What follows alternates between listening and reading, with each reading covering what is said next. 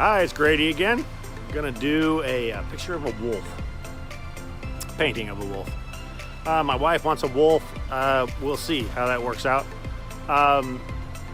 Wolves have lots of hair. Hair is kind of hard to do. I'm gonna make him a little different than what she thinks.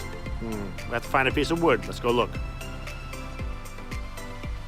This piece of wood is alder. As you can see, there's lots of cracks and whatnot in it. It would be perfect for what I need. I think I can see a wolf in there already. Yeah, I want that wolf to sit right here. Yeah, I need to cut it right about here. Yep, that's a good cut.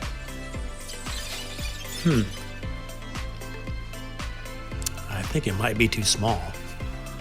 On second thought, maybe it won't. Maybe it'll be fine. I'll have to do some heavy modifications.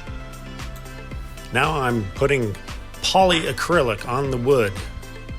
Don't fail to put any sealer on the wood, otherwise any paint you put on there will be stuck and you will never be able to erase any mistakes you make. Now I'm making a stencil. I do a stencil for every project.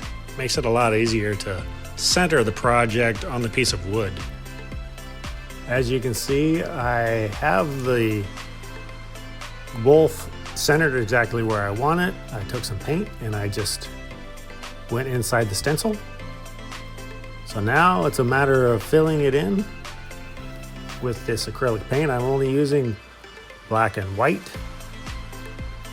I use foam brushes. I use regular brushes. I use my finger. As you can see, I'm wearing pink glasses. Please don't give me a hard time about it. I couldn't find my glasses, so I'm wearing my wife's glasses.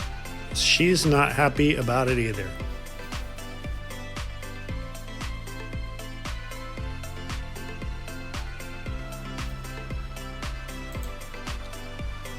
At this point, I will slow way down with everything I do about this painting.